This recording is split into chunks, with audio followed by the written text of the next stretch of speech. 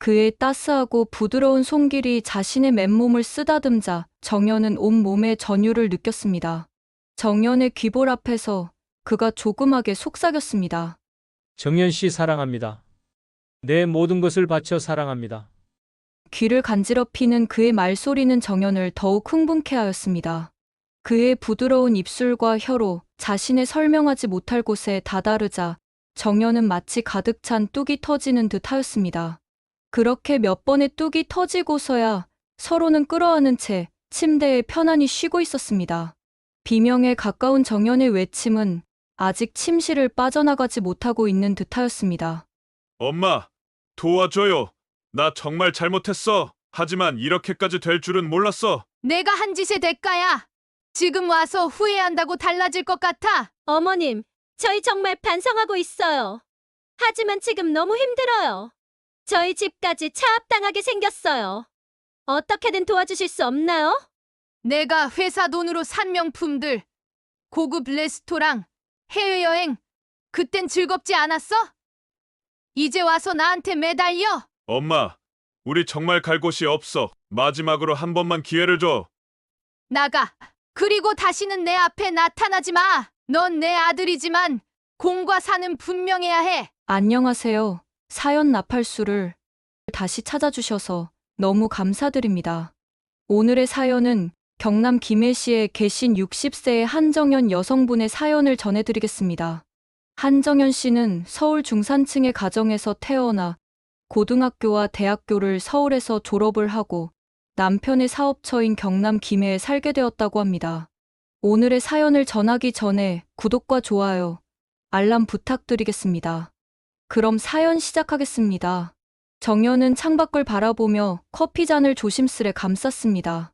창문 너머로 보이는 풍경은 여느 때와 다름없었지만 그녀에게는 모든 것이 낯설고 공허하게만 느껴졌습니다. 남편이 떠나고 처음 맞이하는 가을이었습니다. 그녀는 여전히 남편의 체온이 남아있을 것만 같은 소파를 천천히 쓰다듬었습니다. 거실 한쪽에는 남편이 생전에 가장 아꼈던 오디오 시스템이 자리하고 있었습니다. 그는 퇴근 후 음악을 틀어놓고 와인을 한 잔 따르는 것을 즐겼습니다. 때때로 정연과 함께 앉아 음악을 들으며 지난 시간을 추억하곤 했습니다. 당신과 나는 참 많은 걸 함께 했어. 남편은 늘 그렇게 말했습니다. 그들의 사랑은 평범하지만 단단했습니다. 처음 만났을 때부터 서로를 깊이 신뢰했고 함께하는 시간이 쌓일수록 사랑은 더욱 깊어졌습니다. 남편은 사업가였지만 언제나 가정을 최우선으로 생각하는 사람이었습니다. 바쁜 와중에도 작은 이벤트를 잊지 않았고 여행을 가거나 특별한 날이면 손수 요리를 해주기도 했습니다. 정연이 떠올리는 순간들은 모두 다정하고 따뜻한 것들 뿐이었습니다. 하지만 행복했던 시간은 너무도 짧았습니다. 남편이 갑작스럽게 병을 얻었을 때 정연은 현실을 받아들이기가 어려웠습니다. 처음에는 단순한 피로라고 생각했지만 진단 결과는 청천벽력이었습니다. 그는 끝까지 희망을 놓지 않으려 했지만 병만은 무자비하게 그를 빼앗아갔습니다.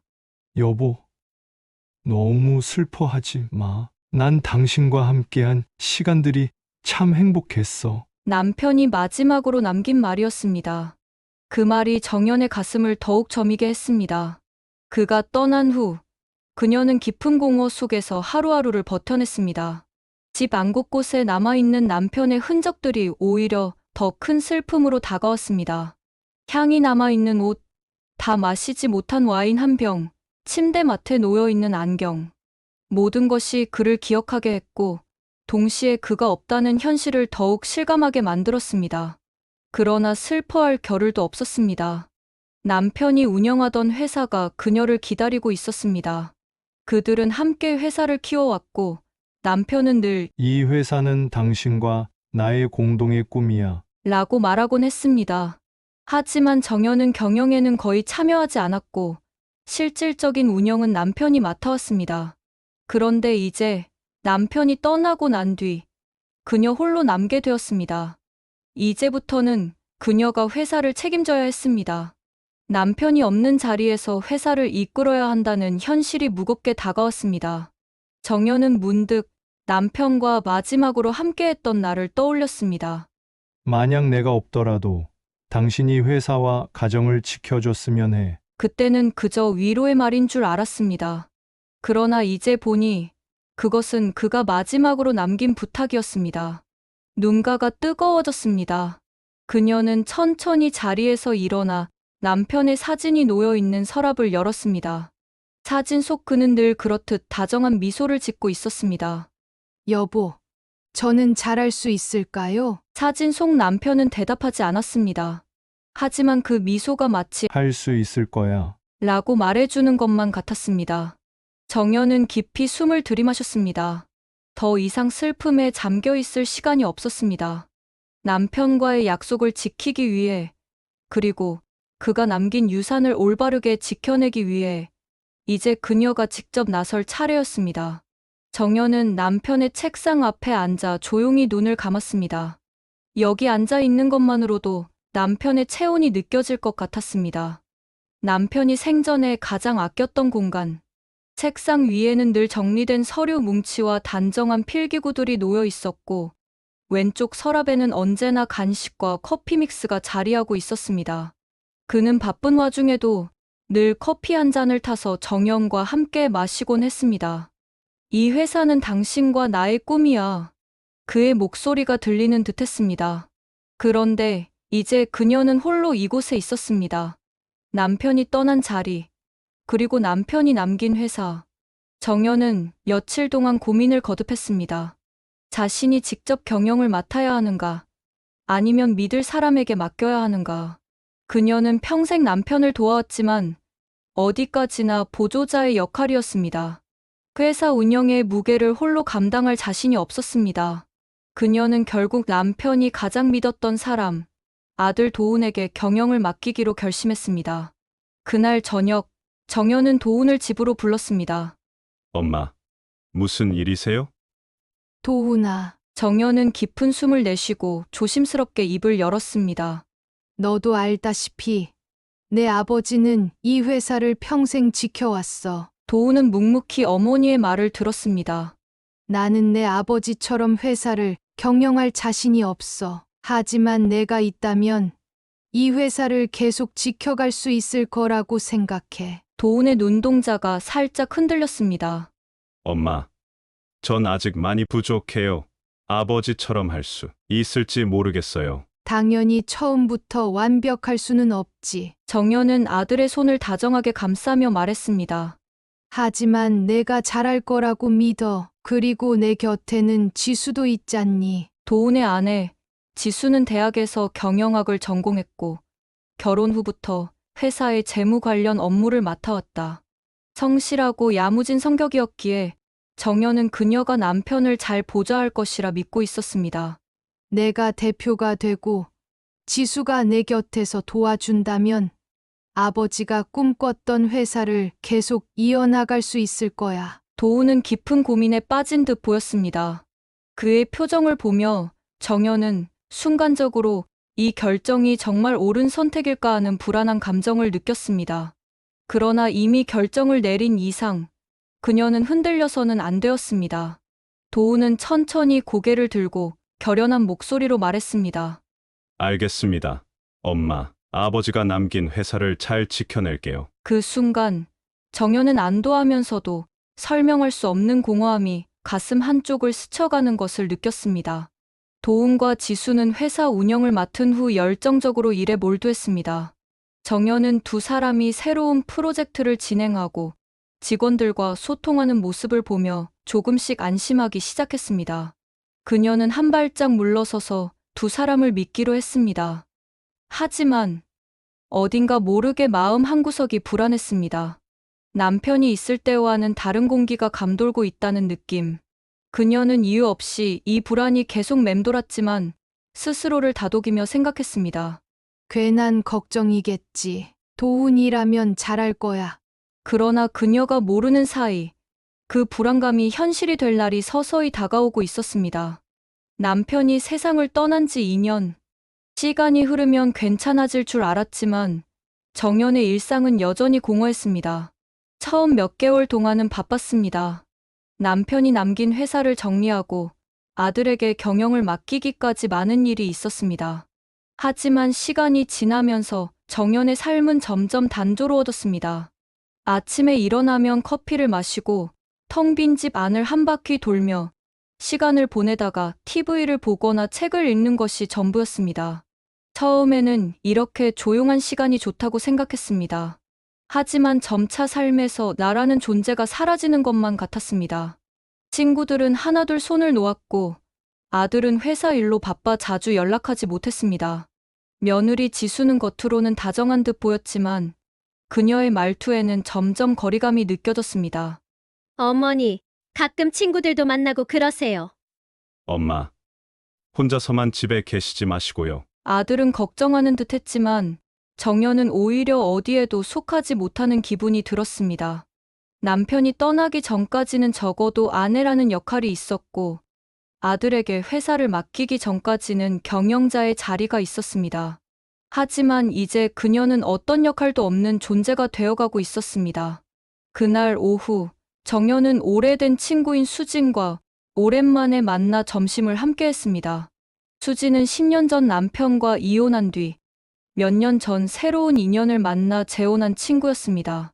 그녀는 언제나 밝고 긍정적인 에너지를 가진 사람이었습니다. 정연아, 너 요즘 얼굴이 더 야위었네. 그냥 바쁘지도 않은데. 그냥 그래. 바쁘지 않은데 그냥 그래. 그게 문제야. 수진은 눈을 찡긋하며 그녀를 바라봤습니다. 솔직히 말해봐, 하루 종일 뭐 하고 지내? 그냥 집에서 TV 보고 책 읽고 가끔 장 보러 나가고. 그럼 친구들은? 다들 자기들 사느라 바쁘잖아. 수진은 한숨을 쉬며 정연의 손을 꼭 잡았습니다. 정연아, 너도 이제 내 삶을 살아야 해. 남편도 아들도 회사도 다 내 손을 떠났잖아. 그런데 너는 아직도 그 자리에서 멈춰 있는 것 같아. 정연은 아무 말도 하지 못했습니다. 내가 뭘 할 수 있겠어? 내가 좋은 거 하나 알려줄까? 수진은 휴대폰을 꺼내더니 유튜브를 열고 한 채널을 보여주었습니다. 채널 5070. 이게 뭐야? 50대, 60대, 70대 사람들이 모여서 이야기 나누고 여행도 가고 같이 활동도 하고 좋은 인연도 만나고 그냥 부담 없이 즐기는 곳이야. 정연은 낯설면서도 흥미로운 기분이 들었습니다. 내가 이런 걸 할 수 있을까? 처음엔 다 그래. 그런데 해보면 생각보다 재밌어. 그냥 이야기 나누는 거야. 거창한 게 아니야. 그렇게 수진을 만난 저녁 휴대폰으로 유튜브를 보며 여기저기 채널을 돌려보고 있던 중에 수진의 말이 생각이 났습니다. 정연은 수진의 말대로 채널 5070을 검색해 보았습니다. 그곳에는 각자의 사연들이 있었고 나이가 자신보다 훨씬 많은 사람들도 얼마든지 이성 친구와 좋은 시간을 보내고 있다는 것을 알았습니다. 처음에는 조용히 다른 사람들의 이야기를 듣기만 했습니다. 누군가는 여행을 다니며 찍은 사진을 올리고 누군가는 혼자 사는 일상에 대한 고민을 나누고 있었습니다. 나만 이런 게 아니었구나. 나도 이렇게 즐거운 인생을 살 수 있을까? 내가 요청하면 남자친구를 만날 수 있을까? 자식들이 알면 날 멸시하지는 않을까? 걱정이 많았지만 용기 내어 전화였습니다. 안녕하세요. 채널 5070입니다. 진행자의 목소리는 편안한 느낌이지만 당찬 기상을 가진 것 같기도 하였습니다. 정연과 진행자는 서로 허울 없이 대화하였고 마침내 그곳에서 한 남자를 소개해 주었습니다. 그의 이름은 태수. 처음 태수를 만났을 때 정연은 단순히 말이 잘 통하는 사람이라고 생각했습니다. 퇴직한 세무공무원으로 조용한 성격, 세련된 옷차림. 그는 묵직하면서도 편안한 분위기를 가진 사람이었습니다. 그리고 무엇보다도 정연의 이야기를 진심으로 들어주는 사람이었습니다. 정연 씨, 외로운 시간은 그냥 견디는 게 아니에요. 채우는 거죠. 태수는 늘 그렇게 따뜻한 말을 건넸습니다. 그와의 대화는 어색하지 않았습니다. 차를 마시며 소소한 일상을 나누고 문득문득 서로의 아픔을 이야기하며 조용히 위로했습니다. 그렇게 몇 주가 지나고 두 사람은 점점 가까워졌습니다. 어느 날 태수가 자연스럽게 물었습니다. 영화 한 편 볼까요? 정연은 살짝 망설였지만 결국 태수와 함께 영화관을 찾았습니다. 어둠 속에서 나란히 앉아 스크린을 바라보는데 태수의 손이 문득 정연의 손끝을 스쳤습니다. 순간적으로 심장이 뛰는 것을 느꼈습니다. 그는 일부러 그런 것이 아니라는 듯 아무렇지 않게 영화를 계속 보았지만 정연은 이상하게 그 순간이 오래도록 가슴에 남았습니다. 그 후 두 사람은 자연스럽게 함께하는 시간이 많아졌습니다. 맛집을 찾아다니며 점심과 저녁을 함께 먹고 가을에는 단풍이 물든 공원을 나란히 걸으며 때로는 늦은 밤 전화 통화를 하며 서로의 하루를 나누었습니다. 태수 씨는 어떤 여자가 이상형이에요? 이제는 그냥 함께 있을 때 편한 사람이 좋아요. 그의 말이 정연의 가슴에 오래 맴돌았습니다. 어느 날 태수가 조심스레 제안했습니다. 정연 씨, 다음 주말에 짧게 여행 갈까요? 여행이요? 가까운 바닷가로요. 그냥 바람도 쐬고 좋은 공기 마시고 오면 어떨까요? 정연은 처음에는 망설였지만 결국 가보기로 했습니다. 그렇게 두 사람은 바닷가로 향했습니다. 바닷바람을 맞으며 천천히 걸으며 오래된 카페에서 커피를 마시고 야경이 아름다운 곳에서 함께 사진을 찍으며 마치 연인처럼 자연스럽게 서로를 바라보았습니다. 저녁이 되어 조용한 바닷가 레스토랑에서 와인을 마시던 순간 태수가 조용히 그녀의 손을 잡았습니다. 그 손은 따뜻했고 정연은 피하지 않았습니다. 정연 씨. 네.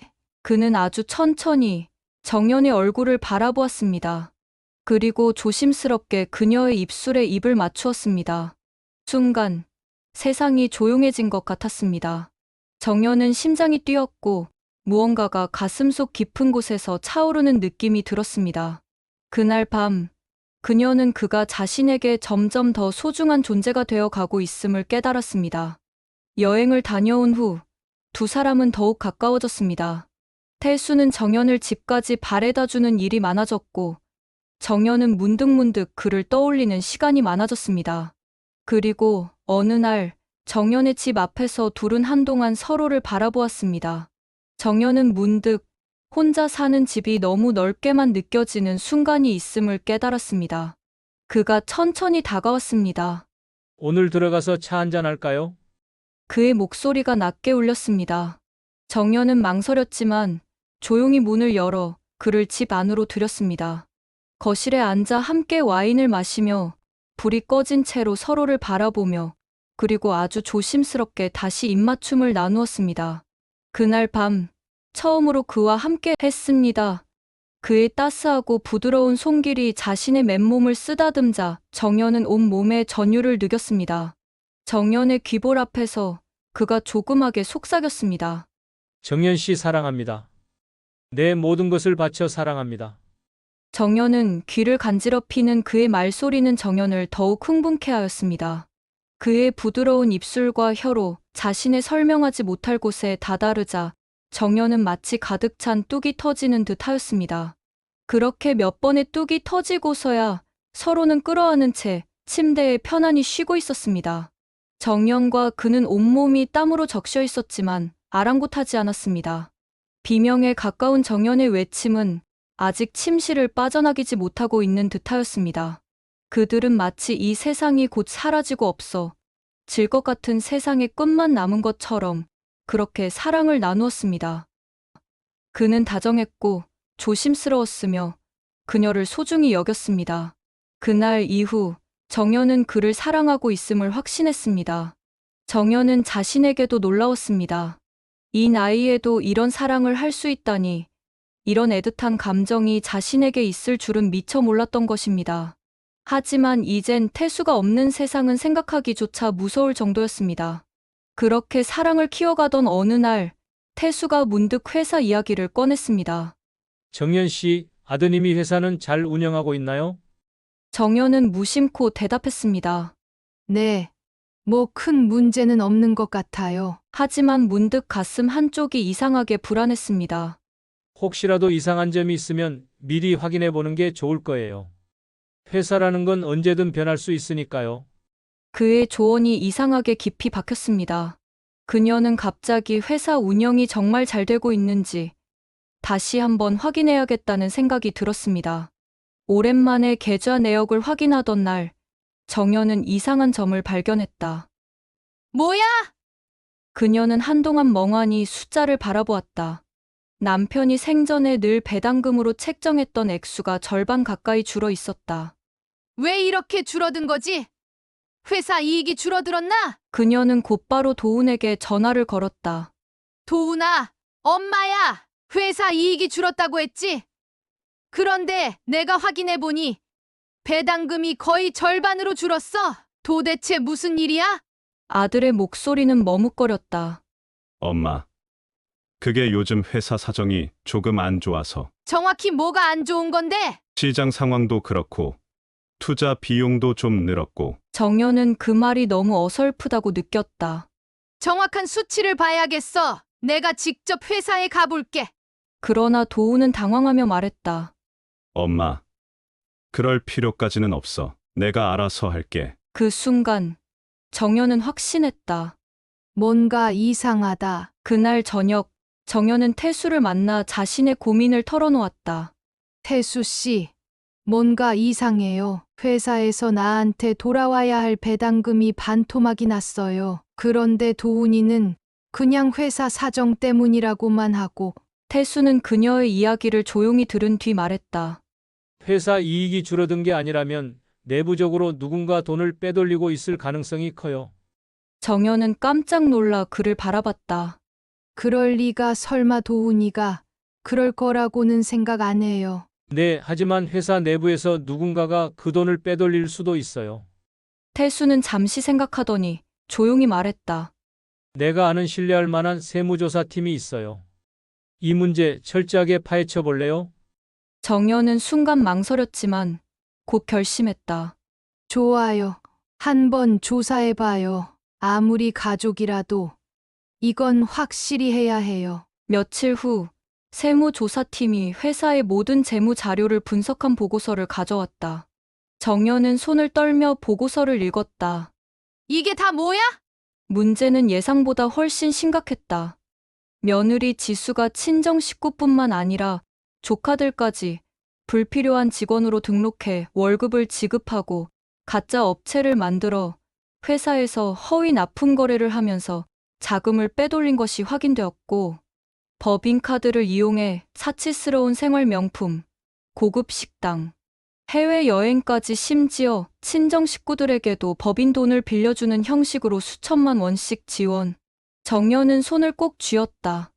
이건 명백한 배신이야. 정연은 즉시 며느리를 불렀다. 지수는 태연한 얼굴로 들어왔지만 정연의 표정을 보자 순간 움찔했다. 어머님, 무슨 일이세요?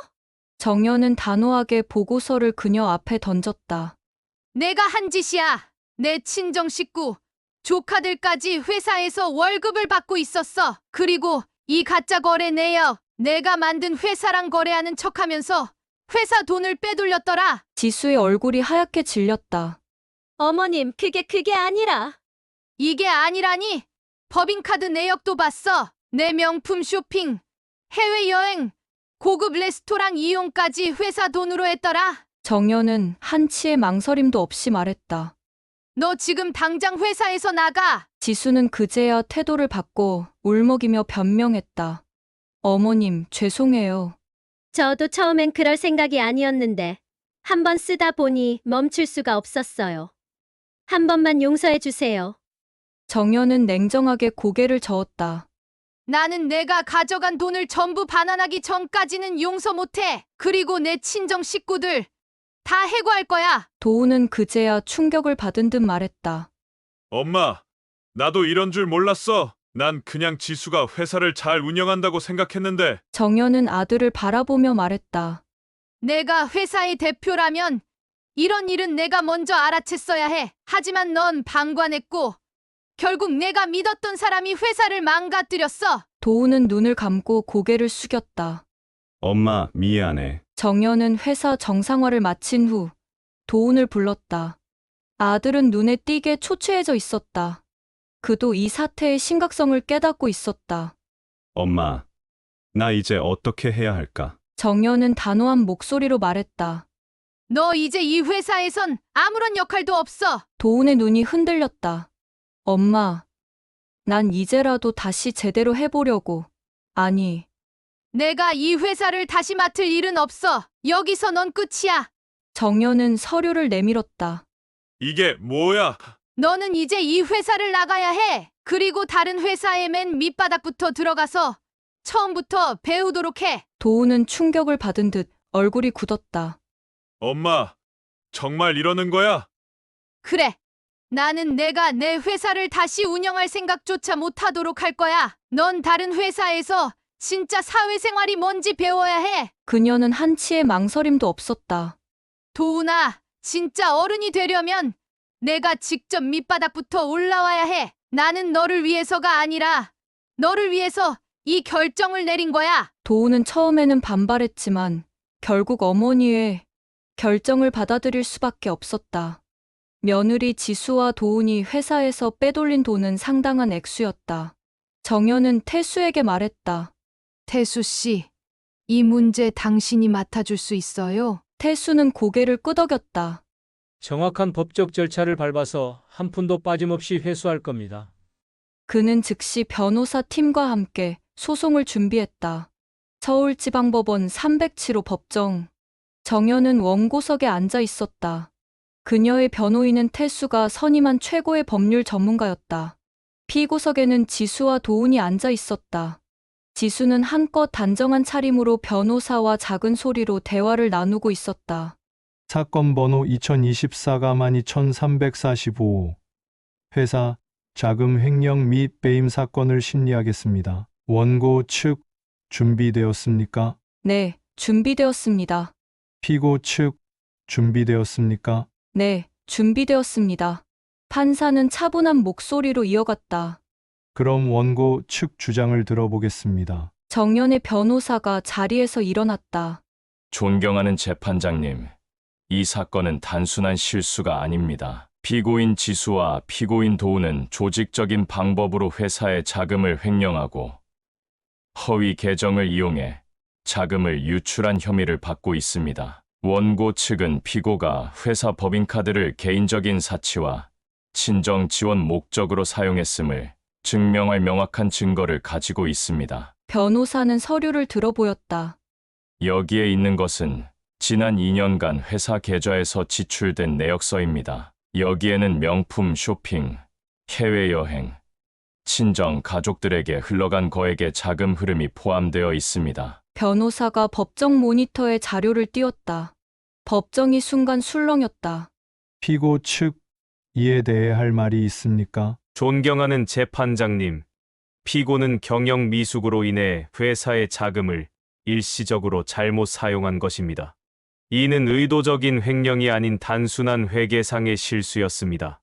또한 피고는 회사 경영을 지원하는 과정에서 가족들에게 일정 부분의 지원이 필요하다고 판단했을 뿐 악의적인 의도는 없었습니다.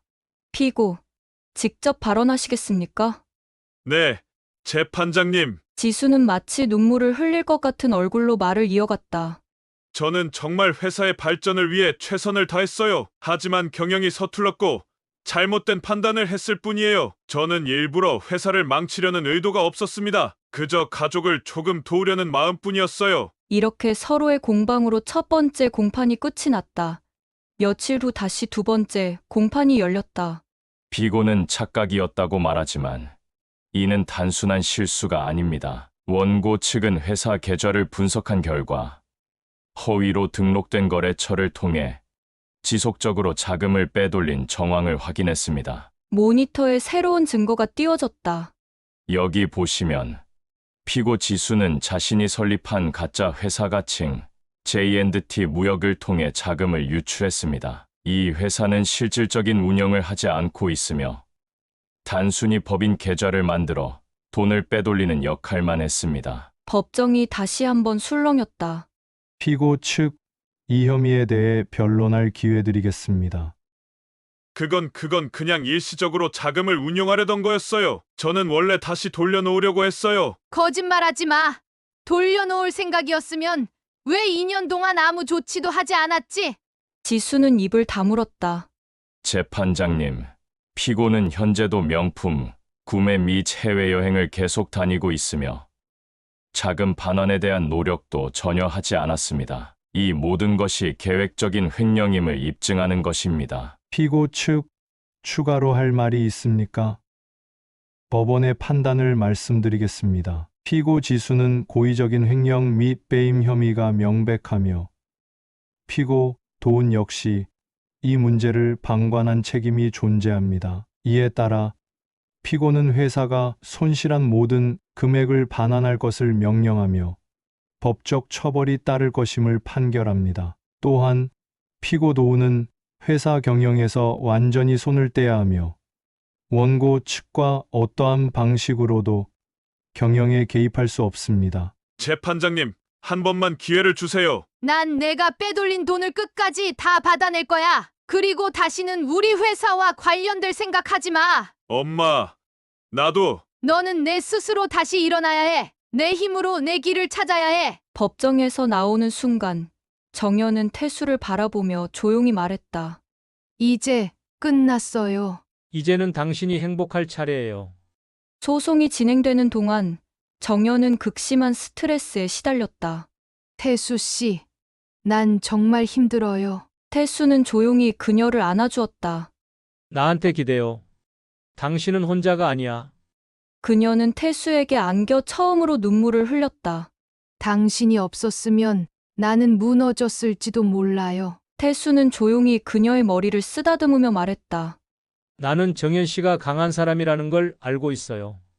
그리고 당신이 이겨낼 거라는 것도. 그들은 힘든 시간을 함께 보내면서 서로에게 더욱 깊이 의지하게 되었다. 아들과 며느리는 법원의 판결에 따라 회사가 손실한 금액을 전부 반환해야 했다. 그러나 돈이 없었다. 집을 팔지 않으면 어떻게도 돈을 마련할 수 없는 상황이었다. 그날 밤 도훈과 지수는 깊은 고민에 빠졌다. 도훈아, 우리 어떡해? 집까지 차압당하면 우리 갈 곳이 없어. 결국 그들은 마지막 방법을 생각해냈다. 엄마에게 가서 사정해보자. 띵동 초인종 소리. 정연이 문을 열자 도훈과 지수가 울면서 무릎을 꿇었다. 엄마, 제발 한 번만 도와줘요. 나 정말 잘못했어. 하지만 이렇게까지 될 줄은 몰랐어. 어머님, 저희 정말 반성하고 있어요. 하지만 지금 너무 힘들어요. 집까지 팔리게 생겼어요. 저희가 갈 곳이 없어요. 지수는 흐느끼며 손을 모았다. 엄마, 난 이제라도 새롭게 살고 싶어. 난 아무것도 없이 처음부터 다시 시작해야 해. 하지만 이건 너무 가혹해. 우리 아이들도 생각해 주세요. 이제 우리 어떡해요? 그들의 눈물은 절박했고 울면서 애원했다. 하지만 정연의 표정은 단호했다. 울지 마. 이미 끝난 일이야. 엄마, 정말 이러기야 해. 그래. 내가 했던 일들을 돌이켜봐. 넌 가족의 신뢰를 배신했고 회사도 망가뜨렸어. 그리고 그 대가를 치르는 거야. 하지만 어머님, 저희 정말 갈 곳이 없어요. 한 번만 용서해 주세요. 용서. 내가 가져간 돈은 내가 회사 돈으로 산 명품, 여행, 고급 레스토랑 그걸 다 돌려놓았어. 너희가 감당해야 할 몫이야. 더 이상 나한테 매달리지 마. 나는 이제 너희 일에 신경 쓰지 않아. 엄마, 정말 우리를 버릴 거야? 버린 게 아니야. 내가 선택한 거야. 내가 내 삶을 망친 거야. 그녀는 손가락으로 문을 가리켰다. 나가. 그리고 다시는 찾아오지 마. 결국 아들은 아버지에게 유산으로 물려받은 회사의 주식을 팔 수밖에 없었습니다. 그 소식을 들은 정연은 다시 태수와 의논을 하였습니다. 그러자 태수는 당연히 그 주식을 당신이 매입을 해야 해. 그래야 앞으로 회사를 운영을 할 때 더욱 안정적으로 운영을 할 수 있고 진행하려는 프로젝트도 추진력 있게 할 수 있을 거야. 라고 말하였습니다. 하지만 정연은 그만한 돈이 없었습니다. 그러자 태수는 일단 살고 있는 집을 담보로 하고 경영이 정상화가 된다면 이익 배당금이 더 많아 질 테니 너무 걱정할 필요 없이 집을 담보로 주식을 매입하고 차차 담보금은 갚아가면 되잖아. 라고 말하였습니다. 그러자 정연은 태수의 조언대로 따랐습니다. 이제는 정연이 회사의 지분을 100% 소유가 되어 엄연히 완전한 대주주가 되었습니다. 아들 도우는 일단 작은 회사에 입사를 하였습니다. 그곳은 거래처였던 곳으로 도훈이 일을 배우기에는 적합한 회사였습니다.